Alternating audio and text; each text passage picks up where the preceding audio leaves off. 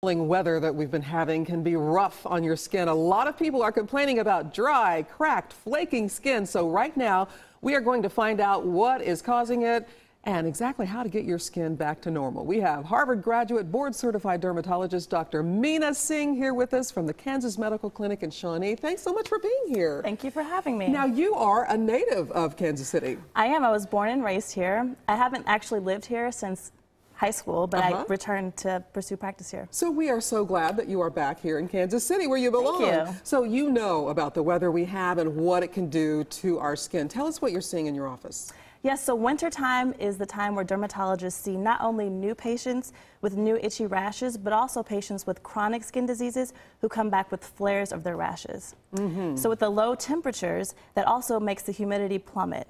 And when that occurs, the lipid component of our skin barrier is defective. Wow. Yeah, and so that's one of those medical terms you just throw out there. Right, and that lipid component, just to explain further, that's what gives us the moisture in our skin.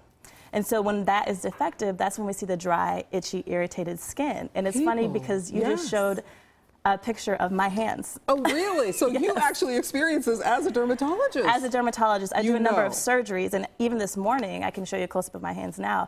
I moisturize all the time, but with this dry, low humidity weather, it gets very, very dry and irritating. Yep, those are my hands right there. So tell us what we should do. How do we resolve this? How do we get through the rest of the winter? Because it's going to get bitter cold again. Yes, so a number of things people try to do to try to combat that dry skin. Number one, we can't change the weather, but we'll try to crank up our indoor heat. That actually decreases the moisture in the air. So if you're really concerned about it, you need to install a humidifier and keep it at about 45 to 55%. If you cannot do that, then sensitive dry skin care is of the utmost importance. So products over the counter, are they okay, or do we need to come in and get something more, you know? Well, it depends. The most important thing that we do in the cold is we take steamy showers. And that actually, steamy shower. Exactly. So I try to tell my patients that showering in the winter is not your spa time. That's actually your time to take very short, lukewarm showers or baths. If you take steamy baths, that actually decreases the moisture in your skin. So our moisture just keeps getting robbed by the cold, by the hot water and the soap. Right, exactly. So in addition, when you're in the shower, you want to use gentle moisturizing cleansers. And people also want to use a lot on the arms and legs, but that's where you mostly have the dry skin. All right. So I tell people, go ahead. Top 3 tips that you can give us real quick. Okay.